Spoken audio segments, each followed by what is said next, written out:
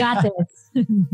Well, everyone, welcome back to a very exciting episode of the Storybox podcast. Today, my friends, I'm delighted to welcome a dynamic duo, a husband and wife team. They are amazing. They have created content for you guys. It is fun, it's engaging, it's useful, it's knowledgeable. It's got tons of wisdom in there. Her name and his name is Stevie and Sazan, if I got it wrong, but she gave me permission to call her Saz. So yes, I got it right. There we go. Right. We're off to a good start already. But Saz has created a blog, which is honestly amazing. It's grown to millions and millions of followers. They've also got a podcast called The Good Life, which I love. They've got a lot of mutual friends from the Storybox on there. So I know we're going to have a great time. And one particular quote that I want to make mention of before I welcome you both to the Storybox is, Saz, you mentioned it in your About page, and I absolutely love it. It's incredible what can happen when you let go of the what ifs and jump for what you love. Can I welcome you both today to the Storybox podcast? Hey, yes, what an amazing introduction that was, Jay. Woo! I think we're good to go right there. That's all we need to know. Amazing. Hire you to be our best friend for life. I mean, that's an introduction right there. Thank you for having us. Hello, everyone. Done. We can already call that like contract signed with that. Like it's all good. But it's so good to have you both here. I mean, I've already loved our previous conversation before officially starting this. And I know we're going to have so much fun on this conversation today. Before we dive into all the good stuff, which I'm very excited to do very soon, I have one question that I love asking all my guests at the very start, and I'm curious to hear both of your responses. What does success look like for you? Who wants to start first? Ooh, I'll go. Go ahead. Success to me, it isn't a metric or an accolade or an award or a number of followers. So success to me today is truly the things that are right in front of me right now. And for me, that's just our growing family. You know, we just had a second baby not too long ago. It's our friends and our community that we've been growing out here now that we live in Texas, moved from LA. And it's God, having just this incredible relationship with God, this undying faith. Like, it's just so incredible for me every day when I wake up to know that like those three things in my life are pretty solid, and obviously health. That's a big one right now with everything going on. So like, that's my ultimate, that's my ultimate idea of success, is a healthy life, with family, friends, God, and good health. Love that. And Sazan and I, we talk about this stuff all the time, too, on our podcast. And that's kind of what our podcast is about. The Good Life is kind of talking about what does it mean to live a good life, and what is a good life? And so it also could be asked, what do you view as being successful? And so we have talked about this a lot. And in my eyes, I agree with a lot of the things she said. And just to add to that, I think in life, we spend so much time trying to fill up a trophy room, from the time we're a little boy to just the little league trophies that we get playing sports, to when you go to high school and graduating, somewhere at the top of your class, to moving on to college. And we have these accolades that we want to achieve, and there's nothing wrong with that. But as we're getting older, I think we have to realize we have to stop every once in a while, check in with ourselves and say, what are the things that are most important in my life right now? And am I feeding them? Am I cultivating a garden that's going to flourish? And so for us, that is our family. That is our marriage. That is the relationships that are around us. And that is our community. And I feel like a successful life is a life that is taking care of the responsibilities, like Sazan said, that are right in front of you. It's tilling the garden that's in your backyard, not wishing for another garden, not wishing for another spouse or another family or another situation. It's making the best of your life right now, looking up and seeing the blessings around you, and working with that and putting an effort and love into that. And doing that, I think that is successful. I love those answers. Now, for someone that would say, look, Stevie and Sazan, I want a good life, but at the moment, my life isn't good. I don't see my life as good. How can we navigate through that conversation to say, no, your life is good and here's why? How would you help someone like that? I think there's always a path to good, right? So what I was just talking about is like, look up. It's like, look around. I think a lot of us we all have resources of some kind, and some of us have less resources than others. Right. So, people could look at us and be like, well, you have all this long list of resources and I don't. So what am I supposed to do? We were actually Sazan was just showing me this girl the other day, and I don't remember her name, but on Instagram, and she's this beautiful girl who's a paraplegic, and she wasn't always like that. She crashed her car, right? On her way home from Vegas one time. And that was that. But you see this girl, she's got over 100,000 followers on Instagram. And she has that because she made the best of her situation. She's still able to, she can't use her fingers. She's actually a quadriplegic, which means right. She can move her arms, but she doesn't have feeling in her hands, and she does makeup. And she's using like the backs of her hands to hold the makeup brush, right? And so she's using the most, to the max. She's maximizing the resources she does have, which is like the strength that she has left, right? And so my thought is, if you don't like your life right now, it's like, look up, look around. Also, what resources do you have? Do you have time to where you could be putting more time into cultivating your dream, right? Do you have money? Could you actually use money to actually help you delegate? Money, yeah, money is a powerful thing, but you don't have to have money. You could have time. You could also have relationships. Maybe you don't have a lot of time. Maybe you don't have a lot of money, but you've got good relationships, right? And it's like, how can those relationships around you help build you up? Whether it's networking, you know what I mean? And working your way up the ladder. It's like, look around at the resources that you have and try to use them to the best of your ability instead of making a mistake, instead of making excuses and saying, well, I just don't have X, Y, and Z. And it's like, that might be true, but what do you have? And two, I just want to add to that, I think as humans, we are constantly like searching for more. It's just this idol. It really can be seen as an idol. Like you always want to reach the next stimulus, the next best thing. And it really is about keeping yourself in check. And if you're somebody who, let's say you're in a season of life and you're single right now, and you're just like waiting for the one, wondering like, well, where is that person for me? I think it's also important to understand that when you become married, that doesn't mean that that person is going to completely fulfill every single one of your needs and desires. There's still going to be one day when you're married, you're going to be single. And I mean that in a way where it's like, usually this is going to get a little traumatic, but like, you don't necessarily both leave this earth at the same time. Sometimes one person leaves before the other. So then you're back to being single, right? Yeah. Same thing too, when there's couples who are married, but that doesn't mean that they're living a fruitful marriage, like the best marriage ever. There's seasons in marriage, and we'll be the first to admit it, where I'm feeling lonely. I'm feeling like I'm alone in certain ways. And it really just comes back to understanding like, the desires and the needs, those needs are truthfully only really going to be met by the creator, right? The one who created us, the Father, understanding like the love for us that we have for Christ, and knowing that he died for us so that we could have a relationship with him. Like ultimately he's the groom, I'm the bride.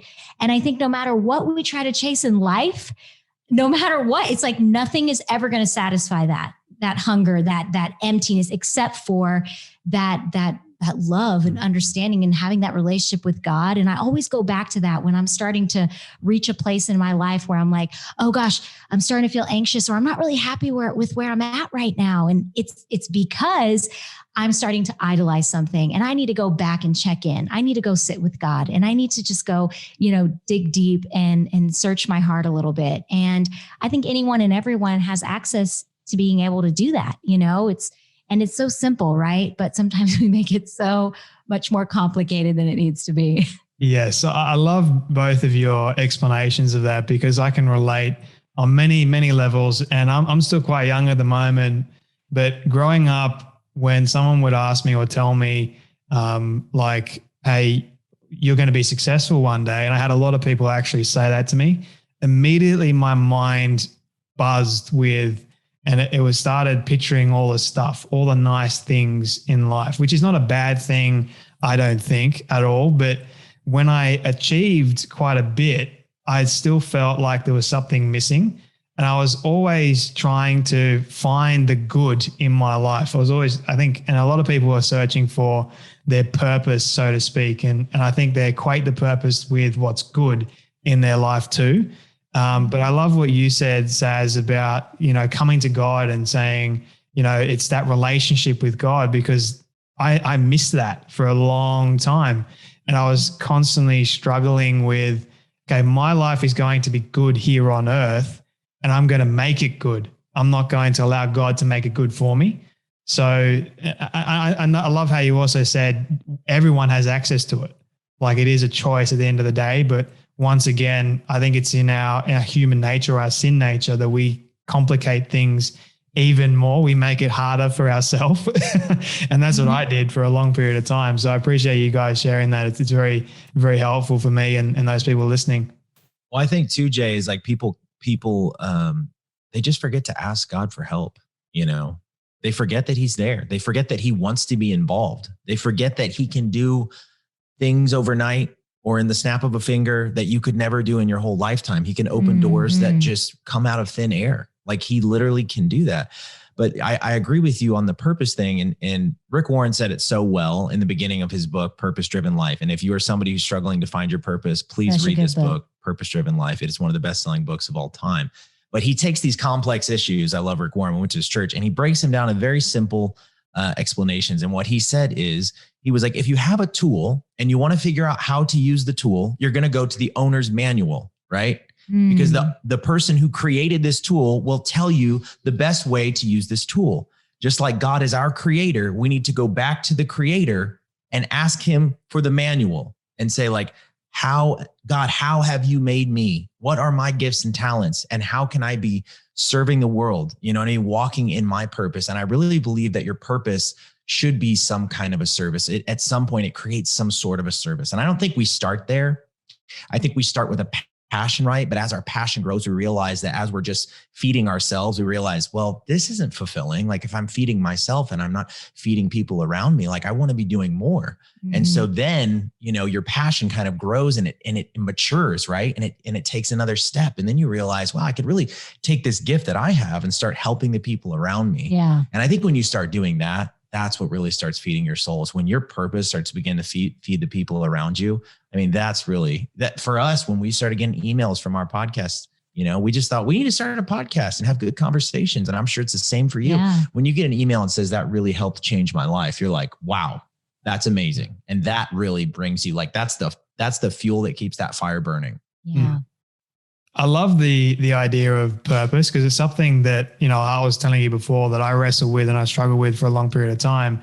And I do agree with you on it's something to do with service, because I believe that my purpose now, and I'm living it every single day, is to help others realize their worth and reach their full potential through the power of stories. So your story, which we'll get into very shortly, but I didn't understand that God created this life with a purpose already. Like, if you look around, nothing is without its purpose. And I think society has told us that we need to be doing something in order for us to have meaning and purpose in life, whereas it's the complete opposite. Whereas we were created with a purpose already, and that purpose was to serve God. And I think when we go out of alignment of that and we start wrestling with that, we feel miserable, and we're constantly in that search mode of where is my purpose, where is meaning, and we look for it in stuff. And then it's just kind of that like crazy, like, wrestling moments, and you feel stuck and depressed and miserable all the time. And when I finally understood that my purpose was already given to me, I just didn't see it yet, and I didn't ask God to show it to me for a long period of time. It was like this light bulb had gone off and a new one had been put in, and it's like, it makes sense now. It finally makes sense to me. So I've listened to a lot of people talk about, purpose is this, purpose is that, and they're all trying to explain it. And really, there's only one purpose: it's the God-given purpose. And I think we should value that more and more. So that's powerful. I think too that we wait sometimes, right? Like Christians, right? Yeah. We wait around and we think, well, I'm waiting for a miracle, right? And you don't see this as much as in the world, because people just think, well, I got to make it happen. And I believe, like I said, God can open doors that you never could. But at the same time, I think it's up to us to step up to the challenge, right? To do the work, right? I've always felt like God's told me, I'll meet you on the battlefield, right? There's an act. It's like if David just sat in the tent, he never would have slain Goliath. But when he ran down on the battlefield, guess what? God's spirit met him there, and he slayed the giant. And that was his purpose. His purpose was to slay that giant and become the next king of Israel. And so God has always told me, like, if you want to find me, I'll meet you on the battlefield, right? And there has been so many times where I'm like, I don't want to go to the battlefield. I'm not down. I'm tired. I'm not really feeling it right now. Right. I don't even know where the battlefield is, to be honest. Where is it? Right. That's half the time I was like, I can't even find it. And he's like, dude, just get up and start moving, start doing something, do something different. You know what I mean? Like get up earlier, start reading the word early, like try something different. And Stevie, you talked about this on our show before. He talks about, on Indiana Jones, the invisible steps. You've got to take that step, not knowing, oh my gosh, am I even going to land on anything here? And that's really where God loves to meet us as well, is like, he needs us to take that first step in faith, not in fear, not in, worldly worry, but in faith. And really true faith is at rest. And so to be able to get yourself to a place where you can be still and then operate and move on that, that really to me is kind of what has helped us figure out what our purpose is. And I wish that I knew even today what my purpose is. I feel like it's constantly evolving, you know what I mean? And God is continuing to show me new things as he leads me in that right direction. And for anyone who is listening, you don't have to figure it out. Our 17-year-old babysitter, bless her heart, she is the sweetest. She's just like, on her 17th birthday, she came over and she's just like, guys, I'm really stressed out. And we're like, why are you stressed out? And she's like, I don't want to make you guys feel old, but I feel like, my life is just, I'm wasting my life. I need to know what my purpose is. I need to figure out what I'm going to do with my life. And she's over here freaking out. And I'm looking at her, right? Because I've been a 17-year-old. I've already walked that path. And I'm just thinking, girl, it is going to be okay. You've got so much time. And sometimes I wonder if that's kind of like, God's like, reaction to us sometimes when we're freaking out, trying to, like when a kid is trying to figure out how to put this puzzle together, and Teeny, our 3-year-old, sometimes it's these big puzzles and she's freaking out trying to like get it to fit. And, I'm just watching her as her loving parent. And I'm just like, oh my gosh, you're so cute. You do not need to stress about that. And I always come over and I kind of adjust it for her and then she gets it. And I imagine that God does the same thing for us, right? When we're trying to figure out our puzzle pieces in life, where the next move is, where we need to land, God is always with us. And we forget that sometimes in the frustration, right? So if you can just get to a place of trusting God, trusting the process and being still in your faith, I believe that things will be revealed to you in due time. Yeah. And if people don't believe me and what I was saying, then they can believe you, because you've lived a lot more life than what I have. And, it's just amazing to connect on this kind of level. And I love talking about this subject. It's like one of my all-time favorite things to talk about. So, but I'm curious for you both. I mean, you both are people of faith. You believe in God. When has been the moment for you when you least expected God to show up in a big way that he has, and has challenged your perspective on who God is? So many times. That's a good question. Yeah, it's happened many, many times. I'm trying to think of probably us wanting to be together. I mean, that was the beginning. Remember that? Yeah. And even more recently, with some of the spiritual warfare stuff that we've just been dealing with, like we were talking about before the show, with, feeling the pressure from the world. Sometimes when you don't speak out on every single thing going on in the world, you feel that pressure, right? And you feel misunderstood. And God has totally shown up for us in those times as well, in really big ways. But for us, our whole story began, right? Having to trust God with our relationship. we we met in college, and I knew that I couldn't marry Stevie because he didn't fit the mold according to my family. My family needed and wanted me to marry a man that was Kurdish like me and believed in the same things that my family believed. At the time, I was not a believer and I wasn't saved. And I will just say that entire journey was just like, whoa, it was a true test of faith. And God just showed up. He showed up when I just could not show up for myself. I couldn't show up for my loved ones. And there were days where I just couldn't even show up for this relationship because I was so afraid of what was going to happen. Was I going to lose my family and be disowned if I married this man? Or, what was going to happen? And I had all these questions, right? And usually when we are faced with something that's really scary, whatever that hurdle is, we're so almost crippled by that fear that, for me, that paralysis that I felt with fear, it in a way was liberating because it allowed me to just be completely vulnerable and just say, like, for the first time in my walk, I need you, Lord. Like, you don't have part of me or just this department of my life anymore. No, you have all of me now. Like, I'm just like, this is going to change my whole life. And so having to really lay it all down, I'm at the edge of this cliff, right, in my life, this crossroads cliff, and I had to jump. And God challenged me with that, right? He's like, just jump. And I jumped. And that goes back to that quote that you said, instead of dwelling and drowning in those what ifs, I jumped, right? And God was there, of course, to catch me. He will never let us fall. He will never let us fail, right? And at the time, things just weren't turning out right, even the way that I had hoped. Even when I jumped, I wished that my family would have just been like, great, we love him, we'll be at the wedding. Didn't turn out that way. They didn't come to our wedding, right? But God was just, I look back at that season of my life. It was the hardest season, but one of the most beautiful seasons in my walk with the Lord because I felt so close to him because I needed him, right? It's when we need God, when we really press in, when we really surrender. But I actually miss that. And I always go back to that, even in those good seasons when I'm like, man, life is good. In a way, I miss being a little bit more needy because, right, that's when you really press in. And I'm so grateful because God had a plan. My parents came around. It took a couple of years, but God had a plan and through it all. And he's still moving and working miracles all around us. But that, for me, in that specific season of our life, man, God was just showing up loud and clear through my dreams, audibly. Everything was just like the Lord was telling me where to go, where to move, telling me when to rest. And man, it felt really liberating and awesome.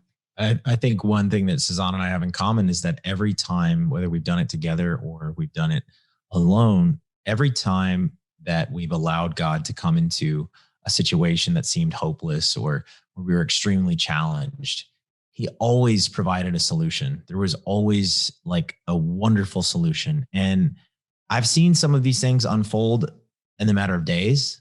And then it's taken years for other things for him to really, truly reveal what he was doing all along, right? But now, just being 30 years old, looking back and saying, my whole life, God's doing the same thing. Yeah. He's constantly fulfilling his promises to us. And so maybe if I do the math and 1 + 1 = 2, then I don't have to fret anymore when these challenges come about because I know who he is and I know his character and his nature, and they don't change. He's the same God, and his promises are still true tomorrow, and he won't ever fail me and he won't leave me. And I also cannot disqualify myself from his love. I can distance myself, but I can never undo what he did for me. And so as long as I stay close to him and I stay rooted in him, I was reading this verse on our show, actually, from Psalms 1. It's like a tree is planted by the water, right? Your fruit will always be yielded in your season, and you'll always prosper. It's like God will always deliver on his promises. And so you don't even need to spend a season questioning, God, are you really for me? Like, are you really for me? It's like, you're going to go through some dark seasons, but guess what? There's going to be a light at the end of the tunnel. God's going to do something to heal you. He's going to bless you. He's going to keep you. He's going to protect you. He's going to give you everything you need. He says it over again. And guess what? I've seen that happen. And so now it's like when these challenges arise, I spend less time questioning, God, are you really there? I just have to get back in the word and be like, that's right. That's what you said. And that's who you are. And that's what you're doing, And so I don't have to worry. There's actually this verse that I love, because sometimes we question, right? Like I said, are we disqualified? And it says, a righteous man, though he may stumble, he will not fall, for the Lord upholds him with his hand. And I read that right before I met Sazan. And I was like, wow, Lord, I always feel like I'm falling. And he's like, you're not falling. Like, yeah, you're falling, but I'm upholding you with my hand. You might stumble, but you're not going to fall, right? You might trip up for a time, but guess what? I'm going to uphold you with my hand. And I'm doing that constantly. And so I believe that's also his nearness to us, right? You have to be really close to somebody to catch their fall. You have to be holding their hand basically to react that quickly. And so to me, that's his faithfulness. He's like, I'm walking with you. I'm walking with you on this whole thing, and I'm not going to let go. And you might stumble again. You might stumble again and again, but you will not fall. Amen. Amen to that. It reminds me of one of my all-time favorite poems that I go back to every time I feel like I kind of feel like I'm flat on my face or God's not there with me. It's Footprints in the Sand. And it's kind of like when you ask God, hey, why was there only one set of footprints in the sand when I was walking through my darkest moment? And God just replies, those were the moments that I was carrying you through those difficult times.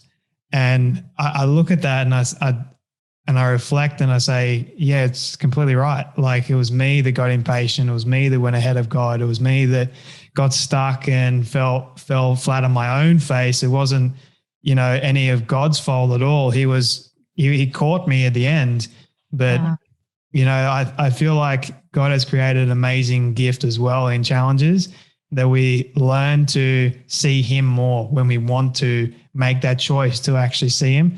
But oftentimes when the challenge is absolutely crazy, we allow the challenge we serve the challenge. We don't allow the challenge to serve us instead. I think there's a difference there. But when we allow the challenge to serve us, then we can fully, we're not using so much of our energy and exhausting ourselves even more. That's when God really shows up. That's when we can actually see him in those dark times, in those moments. So I love how you spoke about that. But Saz, for you in that moment, it was incredibly hard. You're going against your parents. I mean, the ones that raised you. How did you know that Stevie was the one? How did that all unfold? I told her. No, we were, dating in secrecy for almost 3 years during college. After college, we moved to LA to pursue our careers. And I just felt like we went through so much of the hard stuff in the beginning. A lot of couples in the beginning, it's that honeymoon sweet phase. And then you get into the thick of it and you realize, man, we got some problems. But for us, it was off the bat, we were faced with right there, the adversity, the challenges. And what I noticed about Stevie that I really loved, there wasn't a specific moment where I was like, oh, he's the one. But I saw what God was doing. God brought this person into my life for a reason. There were so many moments in our friendship where I would stop and I would have a thought, thinking it was my thought, but it was not my thought. It was this deeper, more intellectual, wise voice in my head. And I knew that was the Lord speaking. And it would just be moments where I would realize things about him. I remember when I had just gotten out of, it was my last relationship before Steve. And it was the last one. I had only been with one other person before Stevie. I remember I was in the parking lot at my college. And I just remembered, so many women listening who can relate, when you go through that hard first breakup, I mean, you thought this person was the one, and you knew that the relationship was getting so toxic, but you kept trying to resuscitate something that was so dead for years and years. And it just took everything out of me. I finally said, I had enough. I'm so done with this relationship, right? And I specifically remember in that season, Stevie and I were really good friends, and we were hosting the nightly newscast together at our college news station. And I remember I had to wipe my tears in the car and get ready, put some makeup on, go do that newscast. And I remember I was really dealing with a lot of heavy weight, right? All that emotional stuff. But I was like, I got to show up, right? And do this thing. So I get there and I'm walking to the news desk where Stevie's already sitting, and there's so many people surrounded by him. It was like this, I saw him in this light. It could have been the light from the news, studio, but there was this glow on him. And I was like, he was just so genuine. He was just I saw somebody who was just authentically themselves. And there was this joy that just came from him that attracted everyone like a magnet to be around him. And I remember I was sitting in my seat, and he smiled saying hello. And I just remember everyone around him was smiling and laughing. And I thought, God, he's making these people so happy. And I literally thought to myself, which I know that was not my voice now. It was a thought that said to me, wow, whoever that man marries, he's never going to make her cry the way that I just did in that parking lot. And it's crazy because now I am married to this guy. And I will tell you, he has never made me cry the way that I did in that parking lot. I just knew God was doing things like that. He was dropping these little subtle hints of like, this is a real man. This is someone who loves me, right? Who loves the Lord. He loves God, he fears God, and he loves people. And I saw those qualities in him and I thought, wow, that is an incredible man. Like, I didn't even know I needed that in my life.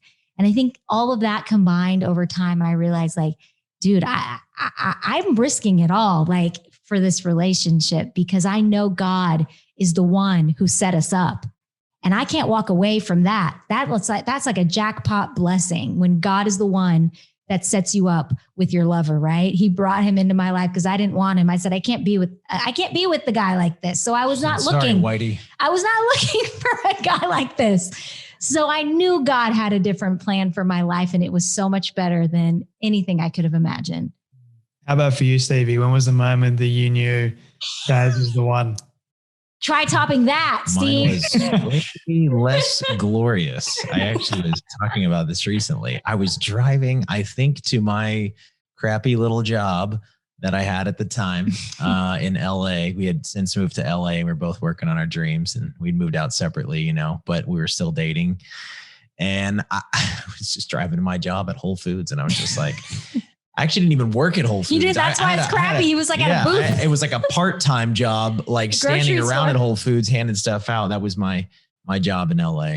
Got me by though. Thank God for that. But I was driving to my job, and I just remember I had like a sobering moment where I was just like, I was like, for me to think Sazan is not the one is probably either my pride or my selfishness getting in the way. It's not allowing me to acknowledge that I have something really great here that I know deep down is the right thing for me. It's the right one for me, because everything else is adding up. And there's a lot challenges that we still had to face. And I think that too was hard. That was a little bit distracting. But I realized like I have somebody who is loyal. And I also too had this vision of Sazan, and I just like, I knew that we were supposed to be together deep down, but there was a lot of insecurity. Like as a young man, I think a lot of guys, we struggle with, I think a lot of men don't even know that they struggle with the idea that they're probably, they feel like they're going to fail. They're like, how can I be, especially as a young man, you just think, can I really be married to the same person my whole life and not mess it up? Like you see so many men mess it up. Particularly men. We see a lot of men mess it up. And it's like, can I do this? Like, and until I feel 100% ready to do that for my life, I don't know if I can commit to somebody.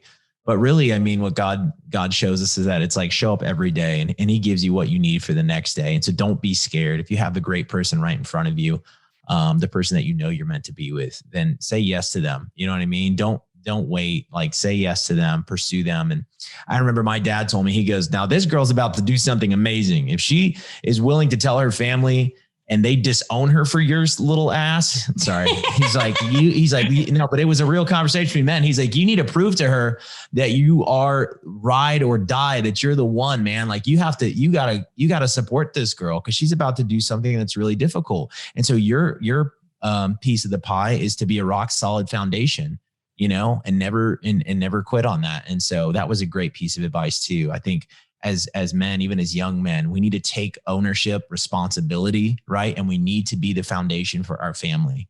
So I don't care if you're 20, 25 or 30. It's like, you need to take responsibility and be the rock solid foundation for your family. That is your role as a man. And a lot of young people, they cave under the pressure of that commitment. And I think society has conditioned a lot of boys, not men. I mean, because there is a major difference between a man and a boy. And yeah, I mean, for you, Stevie, how did you cope with the actual pressure of Saz is doing something that not many women would actually do for the sake of a relationship with you and a future with you? What did you do with that kind of pressure? How did you handle it? I didn't feel pressure at all. I actually felt like this is an opportunity. I was like, this is an opportunity for me to ride out for my lady and show her that like I support her and she will never have to question that. And that I will always be the rock that she can stand on when she can't rely on her family or her friends. Besides God, like I'm going to be her number one, and I know that he's there and I know that I'm with him and he's with me and he's with her. And like, I'm here, and she'll never have to worry about that or ever question that. And I actually found tremendous opportunity and responsibility in that, and I still do, right? I still do to this day. And I think that's most important. It's like, don't go in being afraid, go in knowing that God is with you. And when he's with you, miracles can happen. And guess what? They've been happening for us ever since. I remember when, she told her dad, I mean, we didn't have a lot of money and we had to pay for our own wedding, but we ended up getting this incredible Airbnb in Malibu, like near El Matador Beach, which is this gorgeous beach in this private estate on the beach. They ended up messing up our wedding date. They double booked. The guy told us, sorry, you got to have the wedding the day before. I'm like, dude, but it ended up saving us a lot of money. We had really no money anyways. Neither of us had any money. And we had this little savings. It ended up being a blessing, actually. Yeah. We had the most blessed wedding day. I mean, God, and just from there, I mean, God just really showed up. Our business started taking off, and everything has been really moving along. I wouldn't say 100% smoothly, but God has never failed us yet. And so I'm so thankful for that. And when you take big risks like Sazan did, it says even the people, it says that Jesus says, you'll deny your family for me, if you deny your family for me, but he talks about the blessing and the reward that comes from that. And so I truly believe there's so many riches that he has in store for those who take risks for him. Absolutely. I want to get to your business in just a moment, but I would be remiss if I didn't ask you both this particular question.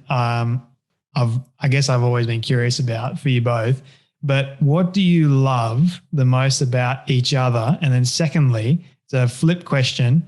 For Saz, for you, what do you love the most about yourself and your story? And the same question for you, Stevie. Ooh. Okay. You want me to start with what I love about him? Yes. Start with that. And then we'll reverse into what you love the most about yourself. Okay. What I love the most about you, Stevie, is that, before I met Stevie, I just always lived this life where, to be honest with you, if it scared me, I wouldn't do it. I wouldn't do certain things. I was always living in this kiddie pool, which is not necessarily a bad thing, but when you're swimming and living life in a kiddie pool, you don't see all of the incredible things beyond that in the depths of the sea if you just swim out there, right?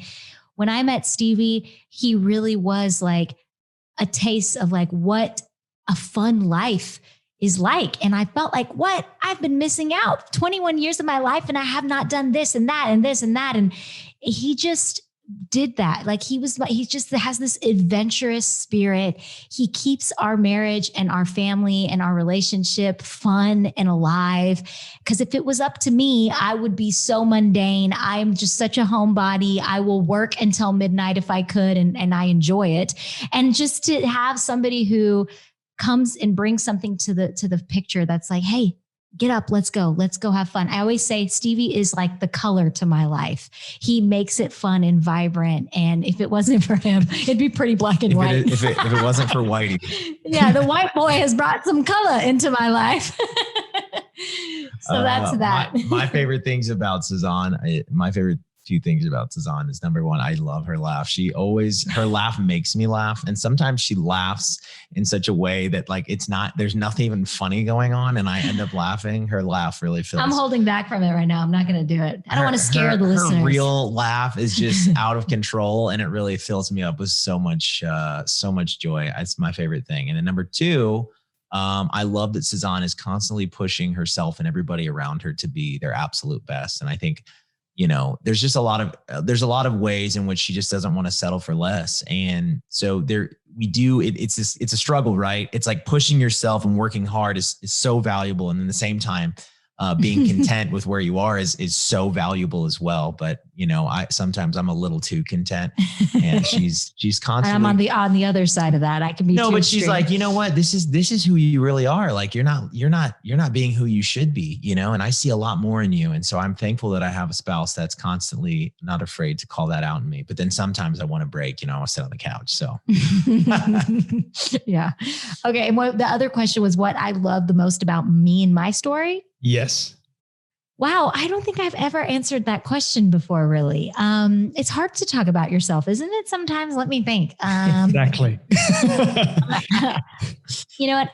I would say, I'm really proud of myself for doing the things. It's almost contradicting what I just said is like, can you brave what you most fear? And I think for me in my journey, I have reached that place a lot of times with just working for yourself and obviously with our family and our relationship and even giving my life to Christ. It's always been things that have just scared me. Right. And I'm just really proud that there's this bravery in me that I don't know where it comes from. Sometimes it has to be this gift, I think, from God. And I always just love that I try to brave those things that I fear, especially when it's not easy. Just do it anyway. Jump. I would say for me too, it's similar. I think with God's help, I've been able to lay down the things that were most important to me when I didn't see why or where things were headed. It was just God calling me to give up the things that were most important to me in that season and things that were really, really important. And I'm thankful that God was with me and that I was able to do that and have the strength to do that because it yielded so many blessings as well. And so Sazan and I both have similar stories as far as just like giving up the things that are near and dear to us and God really returning something so beautiful to us, such a beautiful, beautiful blessing. And so I'm proud that I was able to do that. Mm-hmm. I love all your answers. They're great. Thank you for sharing that. And the reason why I did ask you both that question is for that very reason that you pointed out. We don't love talking about ourselves. It's kind of feel like it's not natural. So I want to try and make it natural for people because it's okay. It's okay sometimes because you can find a learning in that. And it's a good reminder to say, hey, I do love myself and here's the reasons why. So it's a very good reminder. You guys steal that question for our show. By all means, go for it. I don't own questions. So that's a good question. Thank you. You're more than welcome. You both work together in your business. Are you able to share how that dynamic actually works and how you are able to manage those difficult times, like your husband and wife, and you actually are in business together? I mean, that's I've always been wondering. Well, we've now reached the point in the show where it's going to get real, because if you want to know what Steve and I mostly argue and fight about, because we're not perfect, it's definitely work related. Wouldn't you say that's like where a difference of opinions, you know what I mean? If you're doing anything creative, there's always going to be like someone who's like, no, we should do it this way. And you're like, no, we need to do it this way. And then one of those people is going to say, are you stupid? Like, how could you think that that's a good idea? And then the other person goes, well, that's my genuine opinion. And how could you call me stupid for thinking that? Mm-hmm. And so we've actually had a lot of growing pains in working together. It's filled with the most wonderful times, but dang, if you can work together, you can be married. Well, it's hard too. I mean, it's hard. Easy. It's hard too, because sometimes just the current season of life that we're in, it just brings on just external pressure just from like when we're new parents, right? There's always that, they call it the fog phase for a reason, because you're not getting any sleep the first 3 months after you have a baby. You're just trying to navigate this new rhythm. And then on top of it, we still got to pay the bills. So we have to check into the business and we have to make sure that we're doing our job. And when we're both tired, that in itself can cause some friction. It can cause some war to break out. And we work from home. So for us, when we were living in LA, before we had kids, I noticed that we got into this really unhealthy pattern of working, just having a really unhealthy work schedule. That can get really easy when you work for yourself and you're your own boss. Oh, I can get up when I want, right? There's no kids yet. So I noticed like I would work till late. And then when were we making time for us in our relationship? So in the beginning, it used to be like, it looked different, right? It was about understanding how to balance it. And I don't even believe, truthfully, that there is a such thing as balancing work from personal life. I think what balance can look like is on the day-to-day, carving out that time that can fuel and fill an area of your life that is really important for you. And like for me, in our marriage, when we say 5 o'clock, that's it. We're done for the workday. Everything else is going to pour over into the next day. Maybe we got 2 things done on our to-do list that day. Maybe we didn't. We decide that, you know what? We're going to have our family time now. We're going to have our time as a couple. And that is so valuable. And that has taken several seasons of us having to just learn through, thanks to all the fights, right? And realizing, okay, this is a problem. We keep butting heads on this specific thing.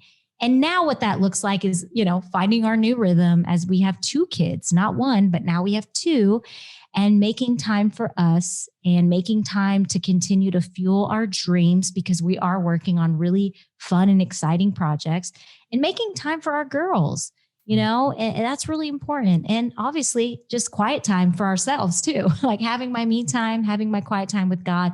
It's all really important. So we've had to kind of figure out how to navigate through it, through the little fights that come and go. Well, there's been some big fights for sure. And I agree with Sazan. I think one of the biggest things too, is we were actually reading our Enneagram, test today, not our test, but how actually our scores interact, right? If I'm a 2-3 and she's a 3-2, and if you know the Enneagram test, you know what those are: helper and achiever. And then we kind of counterbalance each other. It's really interesting, but it talks about some of the things that you struggle in your relationship. And I think a lot of us too, like if you work together, you think, well, maybe if we had a different situation, everything would be fine. And for Sazan and I, there is no like new situation. Like we don't want to quit doing what we're doing, but also it can be really hard being entrepreneurs, being social media people have to show up every day and create content. I mean, we're also really blessed to do what we do, And so we realize like the grass isn't greener. You don't just like flip a switch and you're in a new situation and everything's fine. It's like your problems will follow you. So it's like work on what's right in front of you. And so we've had to that's taken some serious growing pains and some really big fights, but it's like, we've just continued to choose each other to press through, even in our work life, and just be like, okay, we're going to figure this out. We're going to figure out what works for us. We don't have to put this unnecessary pressure on ourselves that kind of came out of nowhere. It's like, why are we doing that? What's causing, what's stealing our peace? You know what I mean? Right. And it's like, let's think about those things and get them the heck out of here, because that's not working for us anymore. Yeah. And you come to some compromise, and then you start to have less of those fights. And I think we have a lot less now, right? I think we do. I don't know. How long is this going to last? I'm having a great. We won't jinx it at all, right? Too good to be true. I'm having a great We've been great lately. It's probably because the baby's sleeping through the night now. I'm like, thank God we're sleeping. I honestly think it's amazing how you both are able to be married and create this amazing business, and the dynamic that you both have is honestly, I wish I had that. But at the moment I don't. Because I love the personality test you mentioned, because I'm the high achiever, but I also love helping people at the same time. So it's kind of like a clash sometimes. So I need someone eventually to sort of come alongside and say, hey, Jay, let me help you out a little bit. You be the high achiever for a moment. And I can dream, right? Hey, look for that. I know you can't find that. So your Enneagram, is it a 3, or do you just kind of know you're an achiever? I know I'm a high achiever, and at the same time, I I know that I want to help people as well. So it's kind of like I'm trying to balance them both out. But one day the high achiever is much greater than the helper. And then it's like the opposite for another day. So I'm trying to like keep them both in check. Right. Which is we are fun. the same. I bet you're a 3 and then your wing is a 2 like me. Yeah. I go back and forth between the two. And when we're in the best season, it's when he's, we're both not in achiever mode because he's a 2-3. So sometimes he flips the switch and now he's ready to be the achiever. And then I'm like, wait, I'm in the achiever mode. And then it gets competitive. Right. But it's like, why are you trying to achieve? I'm achieving right now. It's your own time to achieve. It's a really great test. There's books now written on it. And it's a personality test. You shouldn't go on a first date and the first question you ask that person is, excuse me, you're a challenger number 8. Oh, we can't be together. I got to go. Check, please. You've got to get to know people for who they are, and there's strengths and weaknesses in every single personality type.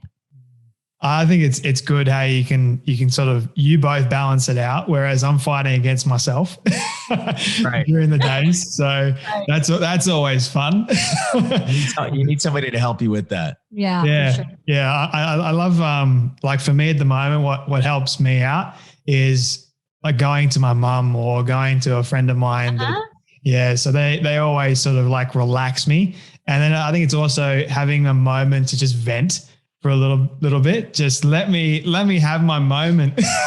Oh yeah. Yes. Right. When people don't let you like let it all out, and then they act like they just, yeah. You're like, no. You're like, just don't say anything. Let me just get it all out. And then we're good. Yeah. I feel you. So, I mean, I think I've taken up so much of your time already, but I do have 2 final questions, if that's okay for you both. Love this conversation. So this may be a hard one to answer again, but we'll see how we go. When in your life has been you felt like you've been the most vulnerable? I'll say for me, it's not what you think. You would think it would be the whole family thing, but I think for me, one of the most vulnerable times when I was really shedding old skin and coming into this new skin was when I was pregnant with my first. It's this whole, if anyone out there is pregnant or knows or has been pregnant, or maybe you've been around somebody who's been pregnant, it's real, man. It's like you are really understanding a new kind of way to love. And you have to sort of understand too, how to love yourself in a new way, how to give yourself grace in a new way, and how to surrender in a new way. And pregnancy really challenges you in that way. And I believe that God really did bless me with our first unexpectedly, Valentina. That whole pregnancy journey, really, I felt completely out of control. I couldn't control anything. It's just pregnancy. It's not in your control. And you really learn in that 9 months how to let go and truthfully let God and learn how to understand the process while also just trusting the process and not knowing everything. So for me, that was a really vulnerable season, but it ended up being really beautiful for me because I was able to really dig deep within myself and kind of let go of some stuff that I was hanging on to and just come into this new skin. Yeah, I think for me, anytime I've taken like a bigger risk, and it's always been prompted by God's leading. Like the first time I felt like he told me to move away to college and away from all of my friends. And I just remember just being super lonely in that season and kind of just drawing near to him. But I just felt so vulnerable. I felt very lonely. I was struggling with being, sad all the time. And then after that, it was when I moved to LA, and it was just so vulnerable. I would wake up in the morning and I just remember I had this, it wasn't panic attacks at all, but it was just this gloom feeling of like, I waited my whole life to move to LA to pursue my dreams. And now I'm here. And now what? Like there's nobody calling.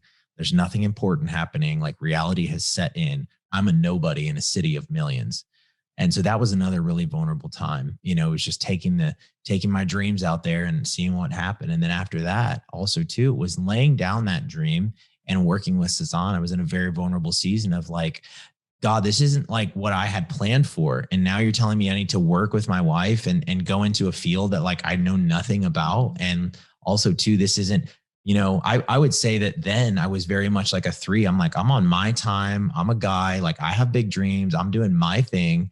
And God called me honestly to be a 2 and to help Sazan support her dreams, and her dreams became my dreams, and we kind of figured it out along the way. But I just remember being super vulnerable. And my advice to anybody is just to lean into that and know that the Calvary's coming at some point. But it's like the quicker you lean into whatever God is trying to do in you, the Calvary comes a lot sooner. Yeah. Don't fight against him. Just trust him and trust that he has a plan. And his plan is always good. He's always going to take you somewhere good. It's going to end up somewhere good. So don't worry that God's going to take you down some dark path and leave you somewhere. He will never do that. He will always take you somewhere good. And he knows exactly what you need.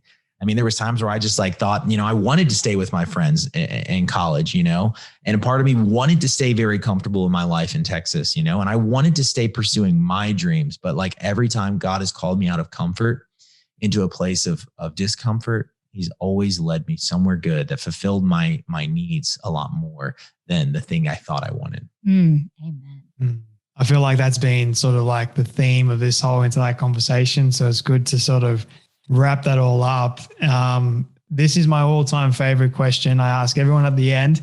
I think you guys might like it, especially you, Stevie, because you studied film and all that sort of fun stuff. So it's a hypothetical one, but I want you both to imagine with me that you've been able to reach the age of 100. All your friends and your family have decided to put together a film for you of everything you've ever said and everything you've ever done. Don't ask me how in the world they got it all. We'll just call it magic for the sake of argument. But they've been able to get it and show it to you on your 100th birthday. What do you want that film to say and to show about your life? Wow. There you go again with another question that is just making me teary-eyed here. I would first of all hope and pray that we are both still alive together at 100, watching this together hand in hand. And you know what? I just pray that in this film that we watch, that there would be faces of people that we had encountered or met along the way in our lives, people who we have impacted or inspired or even led to the cross, in some way. I would love to see those faces of just the people in our lives who helped us cultivate, a good life. And just to see that, to me, I would feel so full at 100 years old. I could care less how many awards and how many achievements we have on paper, but I would love to just see people's faces because we're such people. We love hosting people. We love facilitating people in our home. And our prayer every time somebody comes into our house is that we pray that they would leave this home with a blessing of some sort, that God would bring them a gift, a package at the door on their way out. And so I just pray that, I would hope and pray that us watching it back, that we would see those faces, those lives that have impacted us and vice versa. That's a great answer. I think mine would just be that,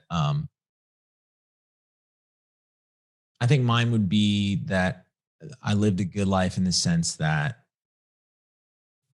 I learned how to, as I got older, love people more than I loved myself.